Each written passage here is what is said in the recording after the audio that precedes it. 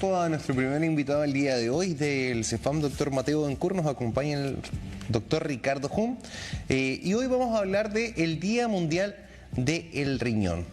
¿Cuáles son las afecciones? Doctor, ¿cómo está? Bienvenido, un gusto que nos acompañe en el matinal. Muchas gracias por la invitación. No sé cómo quieren quizás partir. Sí, se tiende hoy día a normalizar los dolores de espalda baja, ¿cierto? Muchas veces estas situaciones en las cuales uno se aguanta para ir al baño, ¿cierto? Pueden generar algún tipo de trastorno y por sobre todo se habla muy poco acerca del riñón hasta que nos enteramos obviamente de estas campañas de trasplante que se hacen o personas que incluso hoy día pueden tener un riñón artificial. Son varias cosas entre ellas. Efectivamente hay un desconocimiento de la enfermedad renal crónica como tal y no solamente a veces como uno pensaría que solo se da como en el general de las personas, sino que también adentro de los funcionarios de salud a veces hay un poquito de desconocimiento de algunos aspectos que tienen que ver con la salud de los riñones. O el famoso cálculo renal, ¿cierto? Claro. Hay varios aspectos en realidad que se tienen que considerar. Hay varias medidas que uno puede también tomar durante su vida como para evitar llegar a presentar enfermedad renal crónica y yo creo que eso es lo más vital que podemos hacer de, por lo menos nosotros, atención primaria. ¿Cómo podemos cuidar los riñones, doctor? Hay varias cosas que se pueden hacer. En general, todos los aspectos que tienen que ver con cuidar la salud de los riñones son aspectos que son transversales también a cuidados de salud en general y de enfermedades cardiovasculares. Entonces, por ejemplo, en temas de actividad física, nuestro país tiene altos niveles de sedentarismo, entonces promover una actividad física siempre va a ser una buena instancia para prevenir el daño en los riñones. Bueno, esto de, uno siempre cuando hace las consultas así como, doctor, ¿qué tengo que hacer? Porque mucha gente llega y ya tiene todas estas patologías que son crónicas y siempre es como, tiene que hacer actividad física y alimentarse bien. Como que esa es la clave del éxito para Claro. todo. Pero ¿por qué costará tanto en la sociedad chilena que hagan esto? Hace poco salió también información respecto de que tenemos los niños más obesos. Claro.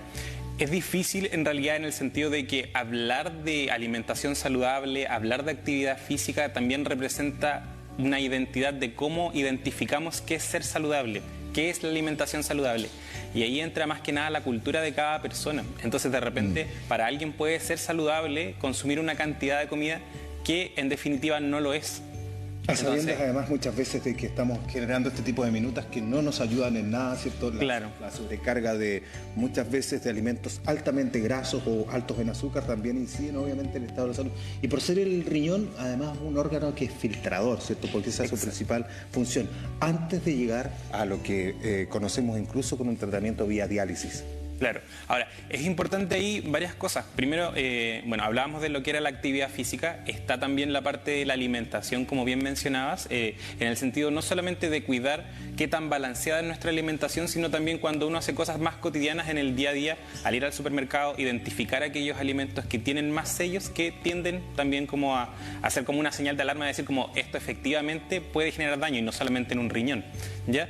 Ahora, con respecto al tema de lo que se refiere a las enfermedades y al trasplante y a la diálisis en realidad, que es como generalmente lo más asociado, que uno dice como tengo enfermedad renal crónica, me voy a dializar, y la verdad es que no necesariamente, ¿ya? O sea, hoy en día existen tratamientos no dialíticos y existen también el tratamiento de la diálisis como tal y los trasplantes de riñón, entonces hay diferentes opciones, ya no todo es como un mismo camino ni tampoco es llegar directamente a eso. Y hay distintas etapas también dentro de la enfermedad renal crónica. Entonces, ¿cuál yo creo que es una cosa importante de hacer o de invitar a las personas? Es a cuidarse con lo que tiene que ver la alimentación, con la actividad física, con mantener los controles de las enfermedades crónicas. O sea, ya se sabe que, por ejemplo, la hipertensión, la diabetes, aumentan el riesgo de tener enfermedad renal crónica. Por lo tanto, uno esperaría que las personas que tienen estas enfermedades sean los primeros también en estar inquietos y en consultar. ¿Tengo riesgo de tener enfermedad renal crónica? ¿Hoy tengo mis riñones dañados? Y durante todos los controles nosotros tomamos exámenes que nos permiten descartar o confirmar si es que existe daño en los riñones. Doctor, pero ¿pasa esto efectivamente que la gente que ya tiene estas patologías crónicas dice como, hoy me tengo que cuidar, o solamente lo dicen? Claro, ahí hay un grupo de personas que de repente necesitan un poco de presión de identificar que efectivamente los exámenes tienen un mal resultado para decir, desde ahora me empiezo a cuidar, o lamentablemente incluso a propósito de que algún familiar o algún amigo está hospitalizado por alguna causa que tiene relación con su salud, que dicen, chuta, en realidad no quiero seguir este camino o espero que mi vida no termine así. Doctor, ¿los daños renales o las afecciones o los trastornos o las patologías están asociados a la genética? Por ejemplo, si mi papá o mi mamá o mis abuelos sufrieron y tuvieron además procesos de diálisis, ¿puedo heredar eso?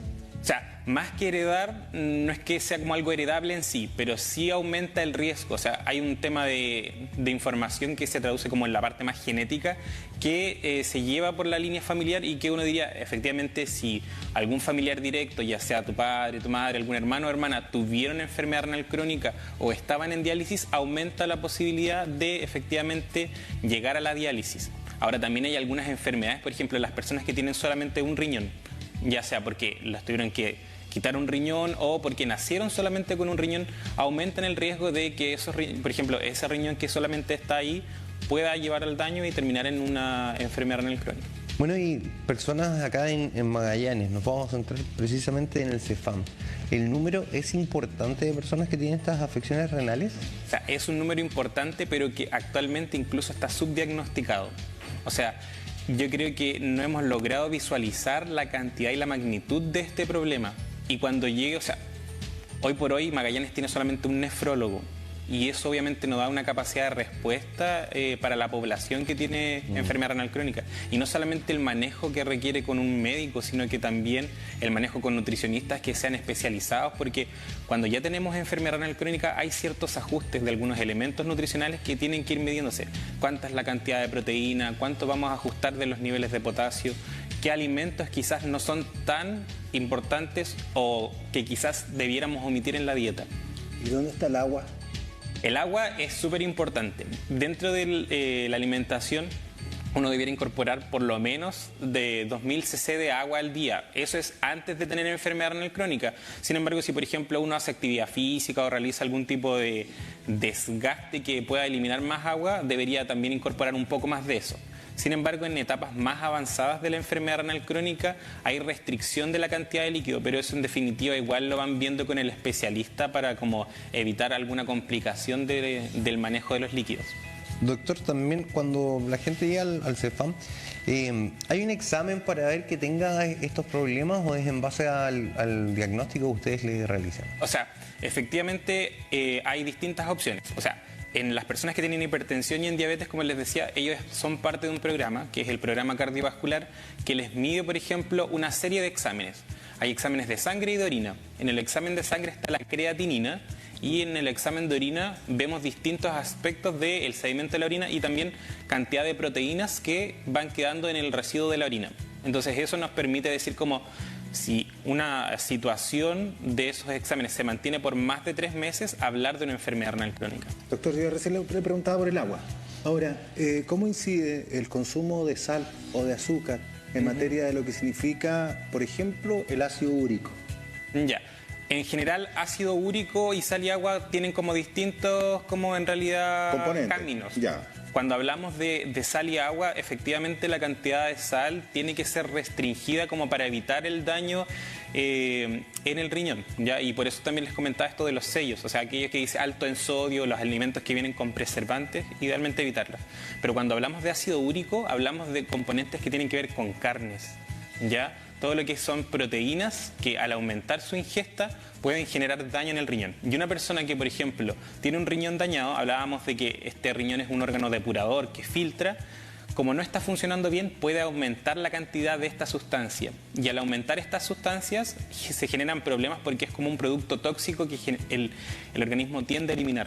¿Por qué yo pensaba que el ácido úrico tenía vinculación con la sal, por el sodio?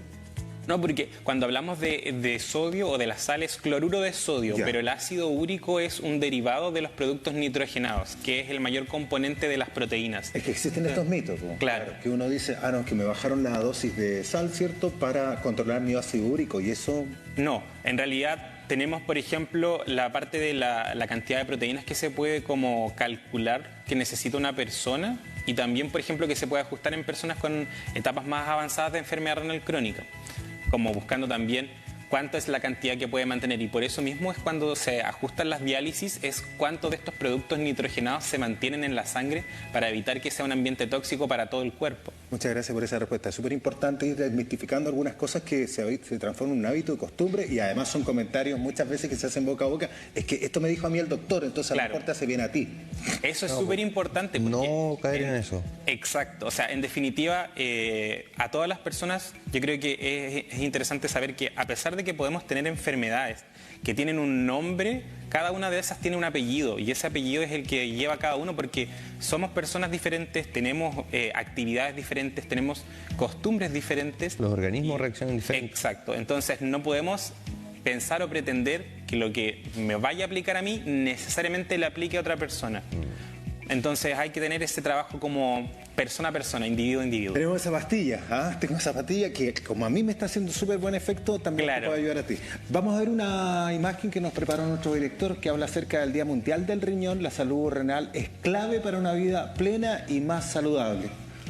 Estos son mensajes que uno podría tomar como en buena hora, ¿cierto? Y que hablan acerca de vivir un presente para tener un mejor futuro, no repitiendo hechos de lo que hicimos tal vez ayer. Así es, yo creo que hay algo súper importante en esto y es como una frase quizás un poco filosófica que es el tiempo que uno no invierte hoy día cuidando su salud es el tiempo que invierte después en la enfermedad. Entonces yo creo que la invitación es a ser parte de eso. Bueno, vamos a revisar estas gráficas que tenemos para compartir con todos. ¿Por qué cuidar los riñones? Purifican 200 litros de sangre al día para eliminar alrededor de 2 litros de toxinas y agua en exceso. Lideran 3 hormonas. Eritropoyetina. Eritropoyetina sirve para estimular la producción de glóbulos rojos, renina, que sirve para regular la presión arterial, y calcitrol, ayuda a mantener el calcio en los huesos. Reglas de oro para cuidar los riñones. Esto a mí siempre digo. Esto en toda la salud siempre, no, ¿qué tengo que hacer? Tiene que comer bien y hacer ejercicio. Realizar actividad física con frecuencia. Y también cuando se dice frecuencia, es 3 veces a la semana, sería como lo mínimo. Eso es algo súper importante porque el abordaje actual es, claro, hay recomendaciones que la Organización Mundial de la Salud dice 150 minutos a la semana. Pero en definitiva, para una persona que nunca ha hecho actividad física es una situación súper demandante. Entendiendo que hay gente que trabaja todo el día, que cuida de otros familiares, quizás el incorporar una actividad que sea como lograble es lo más importante, salir de ese sedentarismo. Pero doctor, también muchas veces hay gente que dice, pero yo camino un montón. Pero tenemos que pensar que el ser humano, nuestro cuerpo es una máquina que está hecho para caminar 12 horas al día. Claro. ¿Ya? Y también el gasto como calórico lo que te va a generar al cuerpo no lo estresa como para que también tú te puedas recuperar después. Claro. Y no solamente la caminata, hay personas que nos dicen, yo trabajo, camino, subo escaleras, y la verdad es que eso es parte de una actividad como habitual. Además, no yo respiro. Que represente la actividad física que se requiere. Vamos a continuar porque, aumenta el consumo de alimentos saludables. También cuando se habla de alimentos saludables, hablamos de alimentos que no son procesados. Disminuye el consumo de alimentos con sellos de advertencia. Bebe abundante agua durante el día. 2 litros aproximadamente a alguien que no realiza actividad física. Controla tu presión arterial. Si tienes una enfermedad crónica, consulta regularmente a tu médico y equipo tratante. No fumes. Esas son las recomendaciones. Yo agregaría algo que tiene que ver con no automedicarse. Importantísimo. Porque hay ciertos medicamentos. Hay ciertas personas. Hay ciertos medicamentos que en particular, se ocupan para tratamientos, pero que a la larga también generan daño en los riñones, ¿ya? Algo que es súper de repente abusado es el uso de los analgésicos como el ketorolaco, el ketoprofeno, el ibuprofeno, naproxeno, que en definitiva son buenos medicamentos para el control del dolor, pero que cuando se usan a largo plazo generan daño en el riñón. Eso es súper importante lo que usted nos está diciendo. Y hay algunos antibióticos también, entonces por eso de repente uno dice, chuta, tengo esto a mano, mejor no voy al médico. Y de todos los que nombró, ninguno tiene receta. Así que eso está a libre disposición. Oye, también respecto al mal uso de medicamentos, ahora los relajantes musculares son con receta, porque la gente era como, me duele la cabeza, me voy a tomar esto. O necesito dormir, relajante muscular. Claro. Entonces la gente tiene que estar consciente de que esto se lo van a indicar, ¿ya? Y no porque se lo diga un familiar, que a él le sirvió. Porque al final todos somos distintos, entonces Obvio. hay algo que sí puede aplicar en nosotros y que perfecto, quizás sí era lo mismo que hacer, pero no tenemos la certeza de que sea... Doctor, ¿los riñones duelen? No, Ya, pero se inflaman. Sí puede haber como componente de inflamación, sí puede haber daño en los riñones, Y pero... cuando hay inflamación hay fiebre, hay escalofríos, hay... Claro, hay distintas enfermedades. Entonces, por ejemplo, puede haber componente inflamatorio o infeccioso dentro del riñón o de las vías urinarias. ¿Por una bacteria? Por bacterias, por distintos microorganismos en realidad. Así ¿Una que- enfermedad de transmisión sexual puede generar dificultades renales? Sí, eso es súper importante porque en general las infecciones de transmisión sexual ingresan a través de, por ejemplo, la uretra y pueden avanzar y generar daños y estragos a nivel del riñón y de la vía urinaria. Entonces, y no solamente en eso, a veces pueden causar problemas de fertilidad, así que además del impacto que tiene en salud pública el tener una infección de transmisión sexual, también puede afectar la salud de nuestros riñones. Doctor, ¿y el corazón duele? Sí, a veces duele más de lo que No, debe. pero como órgano, no, porque también mucha gente dice, tengo en el pecho como que me mueve el corazón. Sí, efectivamente duele, puede doler, por ejemplo, a propósito de la cantidad de sangre que se puede recibir, pero también, por ejemplo, por problemas en la contracción, problemas de cómo la electricidad también se da en este paso por el corazón, entonces hay distintas causas para que el corazón duela, fuera de los enamoramientos. Muchas gracias, doctor, por haber venido al programa. Ha sido muy instructivo conversar con ustedes y es muy importante relevar esta información, pero prevenir. Yo creo que es muy importante obedecer a su médico de cabecera, en este caso, desde los consultorios y desde la red a la cual usted pertenece. Oye, ¿y qué nos quedó clarísimo lo que tiene que hacer la gente para prevenir? Tomar agua, cuidarse, Hacer ejercicio hacer y comer ejercicio, saludable. comer Igual es saludable. importante no solamente el trabajo con los médicos, aquí hay un trabajo que se hace también con enfermeras que tienen un rol súper importante, con las nutricionistas, con los kinesiólogos. O sea, la idea es que todos trabajemos en pro de que la salud de las personas esté bien. Así que todos ponemos ahí nuestro granito de arena. Muchas gracias, muy amable. Que tenga muy buen día. Gracias. Vamos a tomar contacto con Paulina.